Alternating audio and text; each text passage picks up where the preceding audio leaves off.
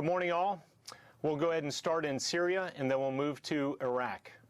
The Syrian Democratic Forces are in their third week of offensive operations in Raqqa to defeat ISIS in their self-proclaimed capital. The SDF have cleared about 7.5 square miles from ISIS in and around Raqqa this week. ISIS fighters, abandoned by their leadership, are being pressured by the SDF from multiple axes around the city. On the northeast side of the city, the SDF continued to work through the significant defensive IED belt outside of the sugar factory. On the southeast side of the city, the SDF have reached the northernmost portion of the Rafika wall, the ancient wall there, and the SDF have also continued to advance eastward south of the Euphrates River, moving to completely encircle ISIS in Raqqa. The SDF now control all high-speed avenues of approach into Raqqa from the south, and the east-west deconfliction line south of the Euphrates is holding as regime forces remain south and SDF forces remain north of that agreed-upon line. And similarly, in southern Syria, regime forces have their weapons trained on ISIS, and the coalition continues to train our partner forces in and around Atanif. Moving to Iraq, this morning in a dawn assault, the Iraqi counterterrorism service forces pushed further into the old city, successfully liberating the Al-Nuri Mosque area. Last week, ISIS militants blew up the mosque and the famous Al-Hadba minaret when CTS forces moved to within 100 meters. Iraqi security forces continued their advance on the remaining two ISIS holdouts, the Old City and the Al-Jamuri Hospital complex. The Al-Jamuri Hospital, north of the Old City, sits on high ground and has been the 11-story killing tower for the terrorist group. And they've used this tower to murder hundreds of civilians, women and children who have attempted to flee the city. The Old City still remains a difficult, dense, suffocating fight. Tight alleyways with booby traps, civilians, and ISIS fighters around every corner make the ISF's advance extremely challenging. But Iraqi grit, determination, and support from the coalition will lead to the imminent liberation. While inevitable that ISIS will soon lose their capital in Iraq and their largest population center, ISIS still maintains strongholds elsewhere in Iraq. What comes next and where to defeat ISIS is a decision that will be made by the government of Iraq. Whether the next fight against ISIS is in Tal Afar, Al-Hawija, or Al-Qaim, the coalition will continue to support our Iraqi partners to defeat our common enemy. ISIS's so-called caliphate is crumbling from the outside and from within. As ISIS continues to lose territory, their morale plummets. We have reflections of serious internal conflicts within ISIS's ranks. Leaders have abandoned fighters to die. Local fighters are being left to rot where they fall, while foreign fighters receive proper burials. And remaining inexperienced fighters are making rookie mistakes, blowing themselves and fellow fighters up accidentally in preparation for combat. ISIS cannot stop the progress that Iraqis and Syrians have mounted in the last 2 years. ISIS realizes this, they are on the run, and we will not allow them to regroup and catch their breath. While our efforts to defeat ISIS in Syria are focused on Raqqa, we have continued to strike ISIS wherever we find them. Some of you have asked if ISIS has changed their capital, their hub, to Mayadin or Deir ez-Zor, and I'll tell you there is no hub anymore. The last 5 higher-level ISIS leaders we have removed have all been from the Mayadin Abu Kamal area. ISIS oil revenue production has plummeted due to pressure from the coalition. We continue to conduct planned precision strikes against ISIS where they think they are safe throughout Iraq and Syria.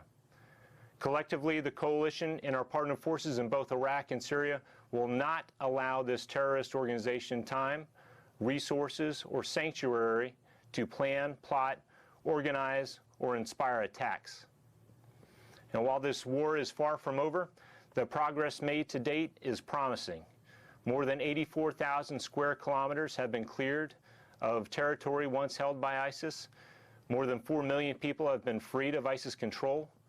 Almost 2 million people formerly displaced have returned to their homes in Iraq, and foreign fighters who once flowed into Iraq and Syria at hundreds per week have now slowed to a handful per month.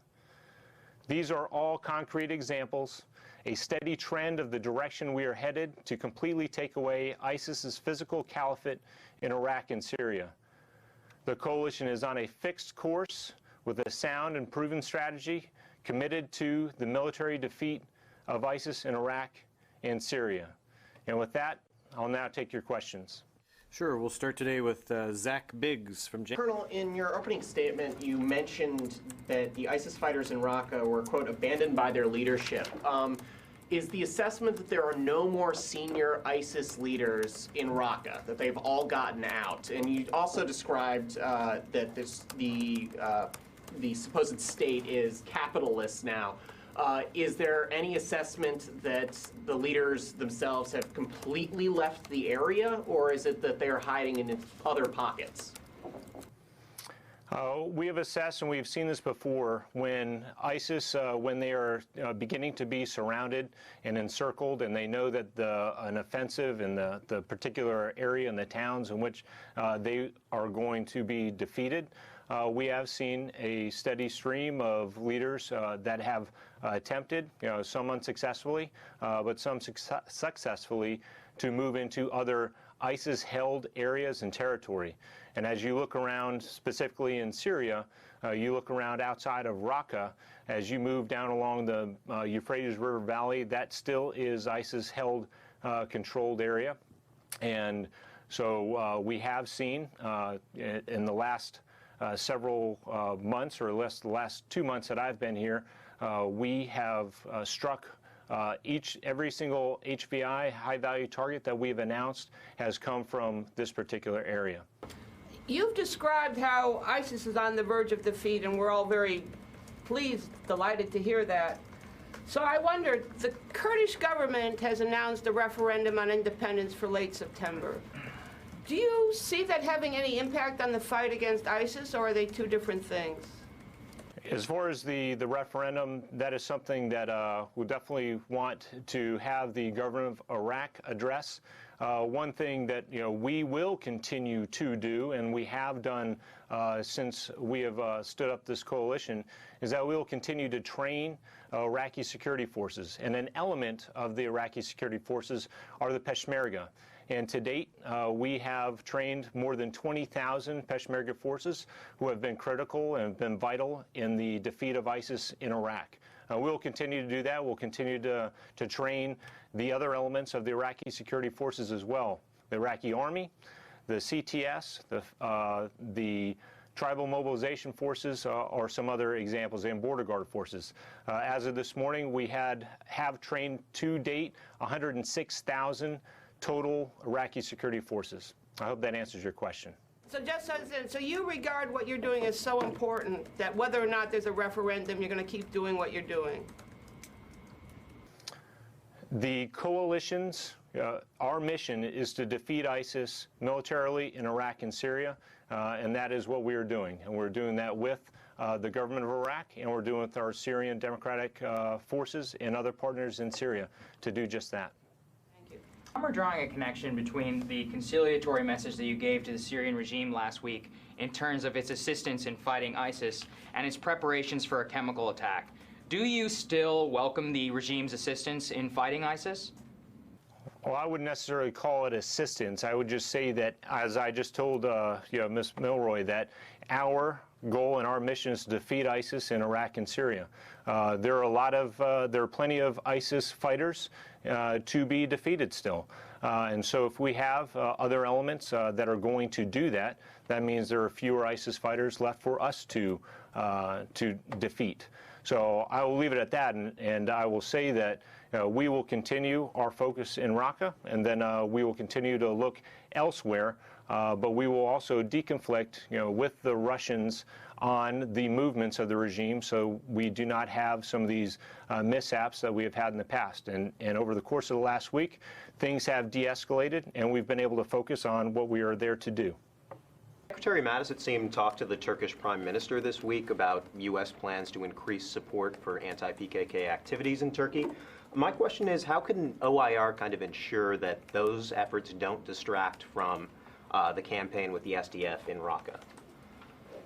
Yeah, that is something that I know that we also recognize the PKK as a terrorist organization. As far as how we are going to assist as a government and how it relates to us as the at OIR and to the CJTF, I don't have an answer for you on that right now. I know what our focus is, and I've already explained that a couple times. But right now, our focus is on ISIS and not on PKK. But we are always prepared and ready from receiving direction from leadership. Got it. And just given Secretary Mattis's other comments that weapons assistance to the SDF could continue beyond the Raqqa campaign, do Turkey and the United States have any sort of military-to-military or other understanding about the parameters around that assistance going forward? Right now, the focus with the SDF is in Raqqa. We're in our third week there. We will have to see, once ISIS has been defeated in Raqqa, what ISIS strongholds still remain and whether or not the SDF are going to be a part of that force that continues to defeat ISIS elsewhere in Syria. So I think we'll have to see after Raqqa, but that is what the current plan is, and then we'll have to see what happens after that. 2 questions for you, please. First off, after the White House statement on Monday evening our time, Tuesday morning your time, spoke about the U.S. having some intelligence that saw activity around a location that could indicate that the Syrians were planning a chemical attack. Can you update us on what you're seeing? Can you update us on whether you still see that the Syrians may be planning some sort of a chemical attack? Courtney, we've seen the same statement from the White House, and I've seen the same reports and some of the background or the information that Jeff provided in the gaggle. That particular area where the potential chemical weapons were is outside of our area. We are continued to focus in and around Raqqa, along the Merv, and in southern Syria, in Atanif. So we are trained and prepared for many different threats, and we'll be ready for those threats. But that is something that we are not focused on, and we are able to maintain our efforts towards defeating ISIS. I'm sorry, I don't quite understand. You mean that's not inside of your AOR? The location where they were talking about a potential chemical attack? That is correct. Where we are focused on is right now in Raqqa, the Middle Euphrates River Valley, and in southern Syria. So we have been able to continue to focus on our mission, do what it is that we have been given the mission to do, and that continues. So that statement from the White House did not affect our mission and our ability to continue to defeat ISIS. Throw Ryan a lifeline here. When we did the missile strikes in Syria before against the airfield associated with chemical weapons, that was a U.S.-only activity that was not associated with OIR, which is strictly a de-ISIS and a coalition activity. Yeah, understood. I guess I didn't realize that there was a. I thought that when it came to sort of ISR and whatnot and intelligence for Syria, that was an overall CJTF mission as well, and that so as far as the intelligence that the White House put out a statement about, again, they put out a statement talking about it. But let me ask you one other question, please, Ryan. Can you talk to us about any outreach that General Townsend may have had in the past 48 hours or whatever it's been since that statement? Has he made, not asking about time or specific details of conversation or anything, but can you say whether he has reached out to any Russian counterparts specifically to talk about anything to do with Syria and a potential chemical weapons attack? Not asking about specifics of the conversation, just whether he's reached out to Russian counterparts? I cannot. As you may know, Turkish artillery this week targeted SDF positions in northern Syria. Are you concerned that Turkey or groups allied with Turkey could invade the SDF positions We have seen that same reporting, and we do have concerns on whether it's a regime or whether it's other elements that will distract us or keep us from the SDF from fighting ISIS, particularly in Raqqa. So, we do have concerns, and they're not specifically associated with that particular question in that area that you're asking about, but throughout the battlefield in Syria. So we want to remain focused. We're in our third week. We've made some very good progress against ISIS in their self-proclaimed capital, and we want that to continue. To follow up, if this happens, will you defend the YPG SDF against Turkey and against the groups that are allied with it? Yeah, Joe, we're not going to get there. I don't want to speculate on that. We will continue to support our SDF partners in the fight against ISIS in Raqqa and perhaps elsewhere after that. Quick question on Mosul. Your opening comments, I appreciated that. So I just want to make it clear, are you saying that the mosque area has been fully recaptured? And in addition, you mentioned the hospital complex and the old city. We're hearing mixed reports from Iraqi officials about when Mosul might be declared liberated. What is your current assessment of the progress against the remaining ISIS bastions in the old city? I mean, is it any day now, or do you see that they're pretty well dug in? So yes, as I mentioned in my opening statement, the two areas that remain in Mosul are ISIS strongholds or ISIS holdouts, and they have been severed from one another. So you have the Jamuri Hospital Complex, which is north, and then you have already captured or retaken area by ISF, and then you have the old city to the south. Prior to this morning's dawn offensive into the old city by the CTS, there remained less than 2 square kilometers of area that was still left to be cleared. And that was before this morning. The CTF have taken that particular area that was blown up last week by ISIS, so that is completely liberated or retaken by Iraqi security forces. As far as is it less than a square kilometer left now? I can't say that exactly, but we have seen today by the war media cell from Iraq that they are closer to days versus weeks on an announcement that will come out with an announcement, and we look very much forward to that. But it will be made by the government of Iraq, and I can't put a timeline on that for them. But I see it closer to days than a week or weeks. And one follow-up on a different topic. I understand that Lieutenant General Townsend and the DCOM Major General Jones were in Syria. Can you talk a little bit about what the purpose of that visit was? I know they met with Special Envoy McGurk. Can you talk a little bit about that visit?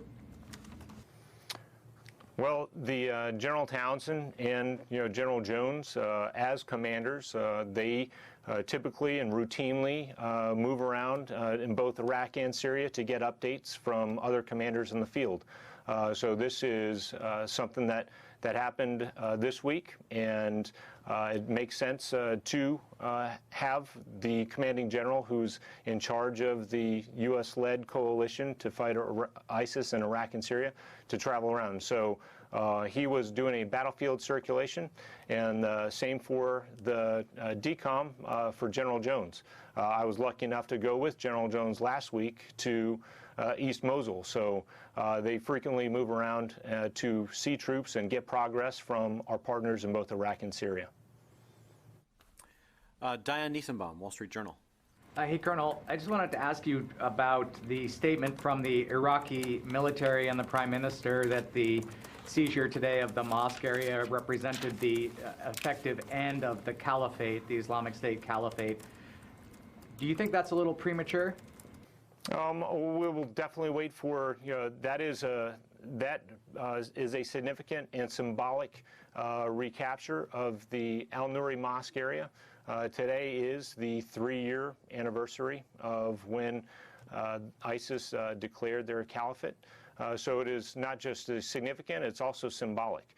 But We are going to wait for the government of Iraq to say when Mosul is completely liberated, and when that time comes, then we will also applaud those efforts. So there's a lot of sacrifice by Iraqi security forces throughout this campaign, and same goes for the civilians that have suffered. So it's a matter of time and a short amount of time before they announce liberation, but we're going to wait for that.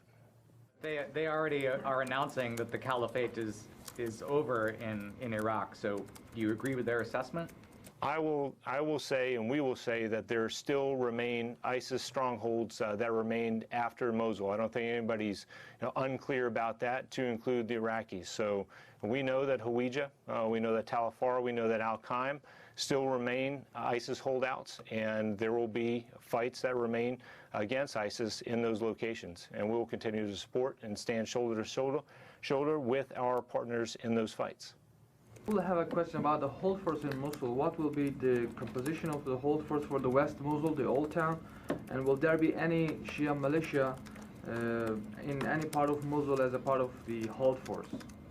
So, Qasim, what I can tell you is that the tribal mobilization forces, along with the Iraqi army and along with police elements, will all be efforts, or all be organizations that will provide security in Mosul.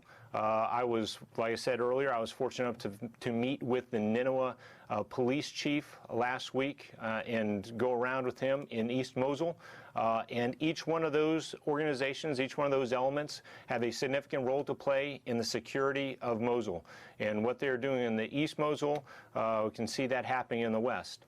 The tribal mobilization forces, as an example, they are people from this area. These are trained soldiers who are from this area.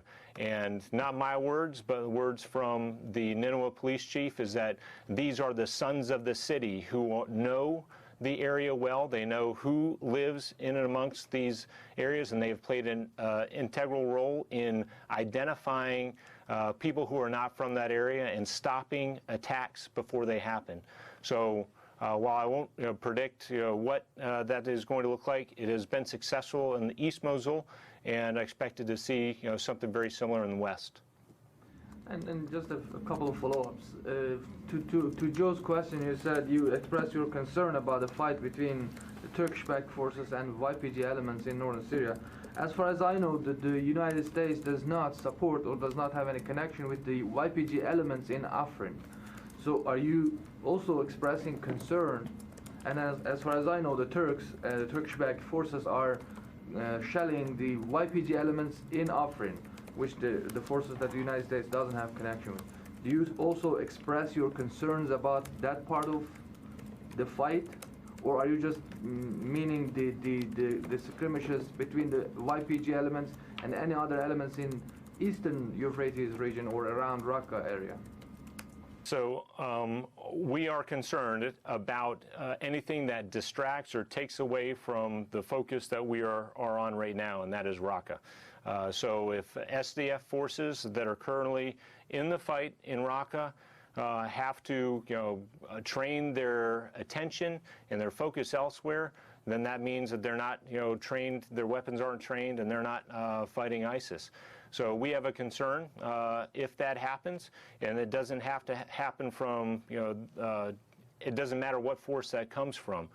Anything that takes their attention away, it could be regime, could be what you were talking about, that distracts from what it is that we're trying to do. So that concerns us. On the leaders, as the Mosul operation is about to complete and the Raqqa operation is moving so fast, apparently none of the leaders remain in these old cities. Do you have any effort underway looking for al-Baghdadi, where he is, what happened to him, and whether is there any effort to capture, kill, or to find out him? Say that, as I said in my opening statement, but this also includes leaders at all levels, whether that's Baghdadi or other low-level leaders. we will continue to look for them, and if opportunity presents themselves to strike these leaders, then we will continue to do so. I'm certain that there are assets, not just at the JTF level, but also elsewhere throughout the Department of Defense and the coalition that are, focused on these specific things. And so that's what I'll say about that. What percentage of Mosul has been destroyed or is inhabitable because of the Operation to Liberate It? Yeah, Nancy, I don't have that information right now. I can clearly say that through those who have been to the west side, is that it is not the same as the east. The east has been able to rebound very quickly.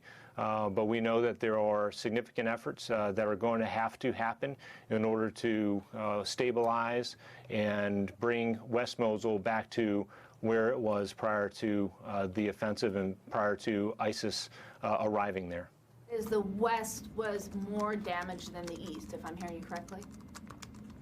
That is correct. I don't think there's any question about that from all organizations, ourselves included.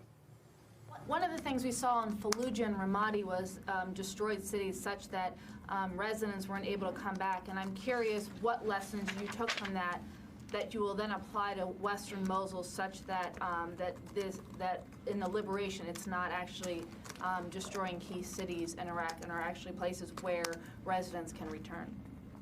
Well, I mean, as we've seen in Fallujah and Ramadi and elsewhere, the remnants of explosives that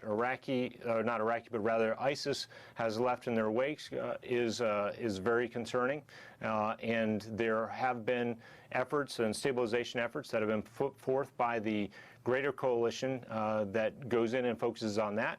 The government of Iraq also in looking at returning the essential services back as quickly as possible, and I know that the government or non-government organizations and the Department of State and others are working at returning that to a level where people can return and get back into their homes. In Western Mosul, and what I hear you saying is that it's not the U.S. military that is part of that effort. Is that right? That is correct. The U.S. military, we have folks from within our civil military operations that monitor and work with the Department of State, USAID, and other organizations. But this is largely the stabilization efforts for Mosul right now, both east and in west, are really going through the Department of State and the greater coalition, United Nations, and non-governmental organizations. What services or what percentage of the population has returned to Fallujah or Ramadi? Yeah, Nancy, I don't have those figures immediately in front of me right now. Hold on one sec. Let me do a quick look here. I can say while I am looking that 191,000 people have been able to return to their homes in East Mosul, but I'll look for that answer for you. I do not have the figures for those that have been able to return to Ramadi or Fallujah. I owe that to you. Wondering if you have an estimation for the number of ISIS fighters in the hospital and in the Old City, and then also if you could just walk us through the role of the coalition once Mosul is liberated. What will they be doing and how will they be assisting the Iraqi forces on the ground? So we assess that there remains in the remaining parts of those two final holdouts a few hundred ISIS fighters that remain. I don't have a complete breakdown of how many are in the Al-Jamuri hospital complex and in the Old City, but we assess that there still are a few hundred. As far as what the coalition will do after the liberation of Mosul has been announced, just as with anything that we have done in Iraq, we have done so by, with, and through the government of Iraq. They get to decide where the operation goes next, and they will ask for coalition support. And if we can provide it, and we've been able to do so thus far, we will do exactly that. That is how we have been, executing and operating our operations here in Iraq, since we began almost 3 years ago. campaigns in Mosul and Raqqa are successful, so if they fall and they go to U.S.-backed forces, is the war against ISIS over? And if not, how does that explain to the American people who would say the capitals are gone? How could they still be around?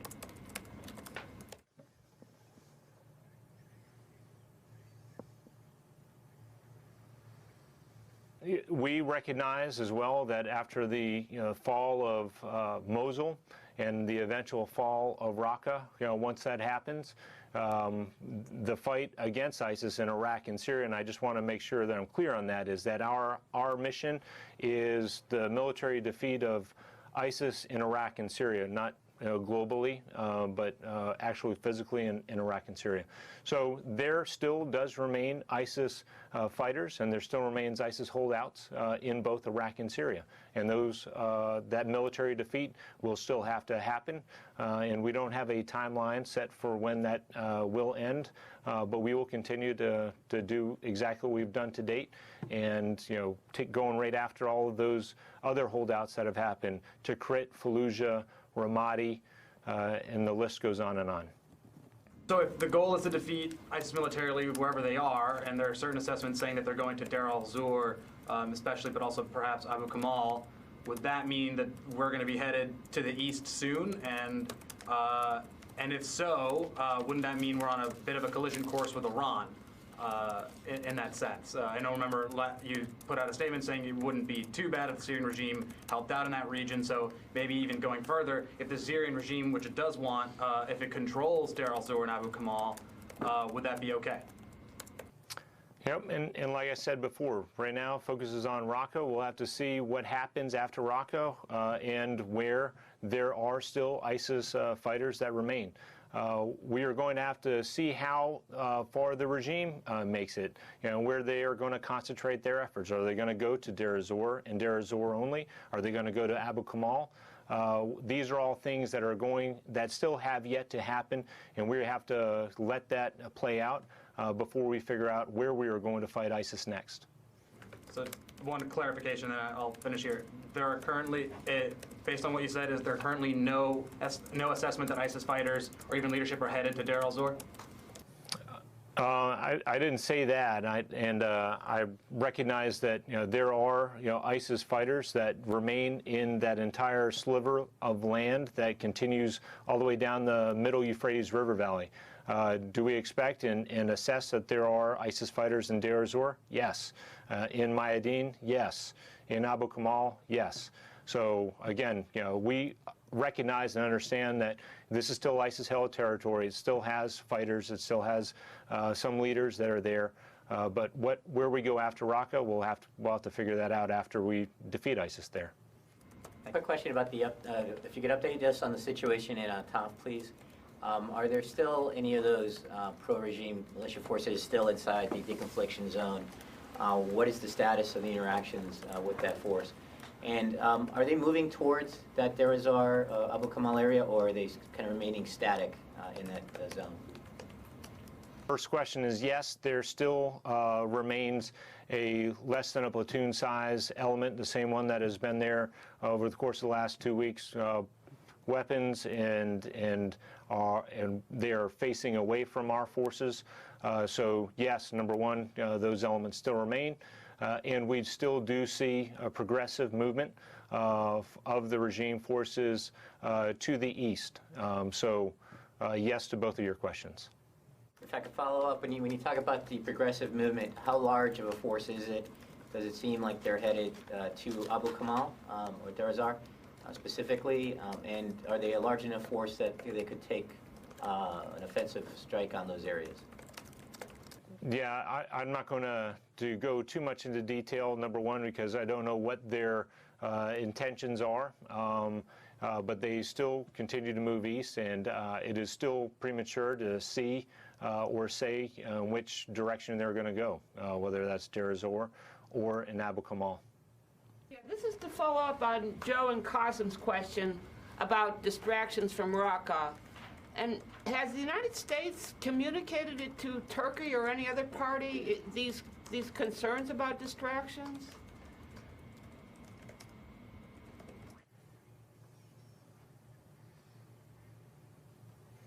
I don't know if that has happened at the diplomatic level or higher channels. I don't know an answer to that, Ms. Mulroy. Your answer to Louis' question about the platoon size element, are they inside the deconfliction zone? Yes, they are. They are still within the 55-kilometer ring in the same location where they have been for several weeks now. We have seen reports last night that several missiles targeted the T4 airbase in eastern Homs. Are you aware of any explosions that took place in the T4 base? I have received questions on this and queries on this, and we as a coalition do not operate in and around the Homs area. We've received allegations of an explosion in this area. This is not where we operate, so this was not a coalition, and that's that. NATO announced at the end of last month that it was formally joining the coalition. I'm wondering if you could speak to any practical effects this has had. I would defer to NATO right now. Clearly, they are a integral, a great organization that brings a lot of skill and a lot of training aspects. What they are doing with the coalition at this moment, I don't have a detailed breakout of that. But many of the nations that already contribute forces to NATO are already members of the coalition. So I will be ready for that answer next week for you, and specifically we will have, it will not be me next week, we'll have Brigadier General Anderson, who is our CJ7, and he is in charge of training of our partner forces in Iraq and in Syria. So I will make sure that he is prepared and ready for that specific question. UN Rights Office said yesterday that it's gotten reports of the SDF recruiting children and several other offenses, including looting, abductions, and arbitrary detentions. I'm wondering if you could speak to whether the coalition has received these same reports. I read that same report, and I know that our forces, the coalition forces that advise, assist, and accompany the SDF forces, this is something that they would be required to report if they were to see it. And we have not seen any reports of this right now. It is concerning, but we have not received any reports of this through our advisors who are with the SDF. Follow up on Louis' question. On Atanf, the rebels, or the VSO that we're supporting at Atanf, are they able to attack ISIS positions right now without having to pass through regime-controlled areas, or are they kind of cut off from ISIS right now? If there were ISIS elements that remained, in and around that 55-kilometer ring, clearly we would be able to allow, and those partner forces would be able to fight ISIS elements there. However, if what you are suggesting is that if we had to, go towards the middle Euphrates River Valley in that direction, then the regime is there, and something we'd either have to go a different way or a different route, or work something out with the Russians to deconflict that. But we are in and around Atanf training those partner forces, and that's not to say that we can't use those partner forces in future fight against ISIS elsewhere throughout Syria. I know that we are very much looking forward to the announcement that will come, as we've said, shortly, imminently, on the liberation of Mosul. A lot of sacrifice, a lot of effort from obviously the Iraqi security forces and coalition members to get to where we are in defeating ISIS in their largest population center that they've ever been able to hold, and their Iraqi capital. So that will be a significant day. It will be a significant announcement that will be made by the government of Iraq. So that's what I've got. Thank you very much, everyone.